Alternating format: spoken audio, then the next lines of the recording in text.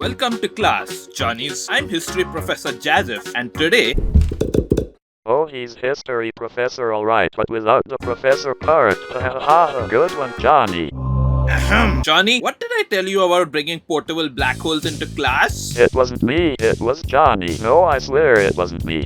It was Johnny. No, it wasn't JK, it was actually me. I am sorry. Well, too bad. That's going straight into your report card. Dang. So let's get back to the subject. Today I'm going to teach you all about prehistoric times, long before there was Mutilate at all too. Actually, it was just 3 years before there was Mutilate at all too. Shut up, Johnny. Are you the teacher or am I? So anyway, as I was saying, there was Mutilate at all 1. So the first thing that I noticed is that the ragdoll, or caveman Johnny right here, is transparent for some reason. You see, that is because caveman Johnnies had nothing to hide. Unlike my students carrying around deadly supermassive planets in their pockets. Hey, I already said that I'm sorry. Hey caveman Johnny, what's up? Oka boka. He's right. Ooga Booga is indeed what is right above him. Seems like he understands basic English. Already I'm seeing that this game was quite ahead of its time. So Mutilated All 1 actually has 2 versions. One is the default version with all of the updates, and the other is the classic version, which seems to be an earlier version of the game, but ironically, it was released around a year later. Today, we'll be focusing on the classic version. Second thing I noticed immediately after spawning Caveman Johnny is that he's dead on arrival. Of course, this can easily be fixed by choosing Stabilize Ragdolls in the menu. Why is he standing like a goalkeeper though? This is how I presume life stands in front of me whenever I try to achieve any of my goals. But you see,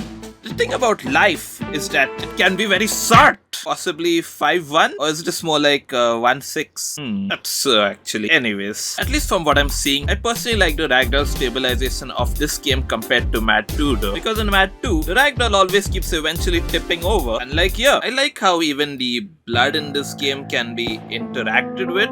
Oh, Caveman Johnny, you may only be a bunch of red blood cells, but don't lose heart. It's probably in here somewhere. I'm sure of it. You can still achieve all of your hopes and dreams, like getting a job, getting a house, and even getting married. Oka. Oh, what's that? Me? Oh, no. I'd write a love letter to you, but you're just simply not my type. I prefer ragdolls which be positive, but you're more like, oh, so negative. The simplicity of the classic version also happens to be its greatest strength because of just how easily the customization options are accessible. You can choose the color of spawnable objects, the background, your ragdoll's clothes, the walls, and even blood. Adjusting the line size allows you to see what it's like when a person with poor vision takes off their glasses. Fortunately for me, I have very rich vision. That is, literally everyone else looks very rich to me because of how hella broke I am. Phil Alpha allows you to... Whoa, thank you, Jazef. I feel like a more complete person now. Wait, how did Phil Alpha work on Johnny? He's a beta. Go back to being the second letter of the Greek please. alphabet. Don't Caveman know Johnny. about Now let's check out objects, which include various shapes, melee weapons, snake, a trash can which absorbs everything that it comes into contact with. So basically me in front of the fridge at 3 AM every morning. Magnets which attract anything and everything towards it. I thought we were in the Stone Age, not the Iron Age. Time flies by faster the older that I get. A bottle of champagne which won't stop overflowing, I suppose. So if Caveman Johnny were to accidentally slip on the floor right now, is it because the floor is wet? Or is it because his feet are drunk? Class? Anyone? Maybe it's because the floor is drunk. Johnny, you stupid idiot. Clothes can't get drunk. Get out of my class. Mumble grumble. Mumble grumble. There's also a brick wall. Everything in this game feels a lot more brittle than it would be in Mutilated All 2. Yes, Rava eventually managed to afford higher quality pixels. A rocket, which if grabbed at the right angle, will most definitely tornado. Wait, I thought we were in the Iron Age, not the Space Age. A chainsaw, portals, which teleport your blood, but not your flesh and bones. Aw, look, I made a cute little blood fountain. Various ranged weapons. This is how they discovered fire, by the way. Of course, the mainstream media would never show you this. A cannon which fires anything that's placed inside it, including me if I ever tried to get a normal job. A harpoon gun which can harpoon harpoons because I don't know, you accidentally launched one harpoon and wanted to catch it with the other one. And finally, a laser. Just like Mutilated All 2, there's joints in this game. What I liked was the motor joint, which tries to spin an object on its axis. It's kinda slow, so let's speed up time. Hey Caveman Johnny, look! I just invented the wheel! Look, Caveman Johnny! Look! Why aren't you looking, Caveman Johnny? Look at it! Why won't you just look at it? This is all your fault for not looking. Now, look at what you've done. Yet the cut feature exists with some added pizzazz. Of course, the regular cut feature exists as well. There's also save and load features available in case you want Caveman Johnny to keep reliving a particular death over and over and over again. Hashtag fond memories. If things get out of control on screen and the game gets too laggy and unresponsive, then there's always the panic button available, which deletes all objects and resets the map. Now let's have a look at object properties, which amongst many things allow you to change the size of objects. Here's Caveman Johnny at his regular size. Here's him at 10% of his size. I don't know why he turned into a swarm of bees, however. Let's just put a bunch of them in here. Here's him at 10 times his regular size.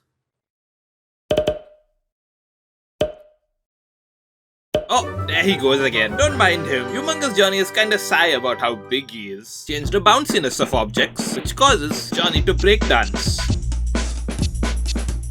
Mr. Addison for Pangaea's Got Talent. Then there's game settings, which affect time. Here's what happens if we increase the rate of time by 10. Actually, Mr. Addison for Galaxy's Got Talent seems like he'll fit right in with all the weird aliens. And here's what happens when we increase the rate of time by 100.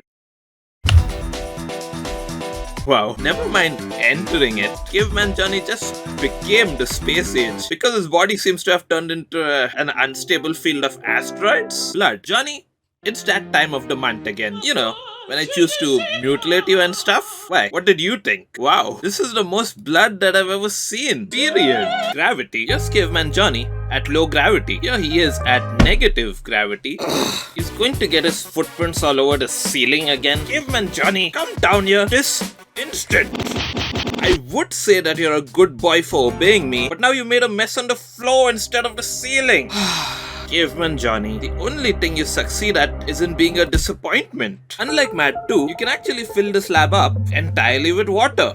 Caveman Johnny, stop roleplaying as a goldfish that hasn't been fed for 10 days. Can't you just roleplay as a goldfish that hasn't been fed for 5 days instead? He always has to overdo everything. You can even add lag to the game for literally no reason at all. I've heard that this feature is popular amongst players who feel nostalgic for dial-up internet connections and masochists. And it crashed. There is a slow-mo feature, and as usual, Caveman Johnny will use this as yet another opportunity to be over-dramatic. Oh please, Johnny, it's just a flesh food. There's a setting to stop your ragdoll from breaking, as he keeps alternating between meeting his two best friends, Wall E and Wall F. Nor will their friendship ever break, nor will Caveman Johnny. Actually, somehow, he looks even more broken than usual now. And that's about everything that I found interesting enough to show you about this game. To be honest, that was most of the game anyway. But that's also because it's quite a small game. It feels a lot like Mutilate 2, obviously. In fact, Mad 2 feels like this, but with tons and tons of extra DLC. Also, the game doesn't have any audio, which kinda sucks, but the default version of Mad 1 does. So it seems that the sounds were added in a later version of the game. It's pretty good for a Flash game from 2010, and in my opinion, kind of even holds up to this day. So class, what did you learn today? Class? That your class is the absolute best. Why? Thank you. One to sleep through. Oh. So that was it for this video, guys. Thank you for watching. Check out my review for Mutilate 2 if you feel like it, and goodbye.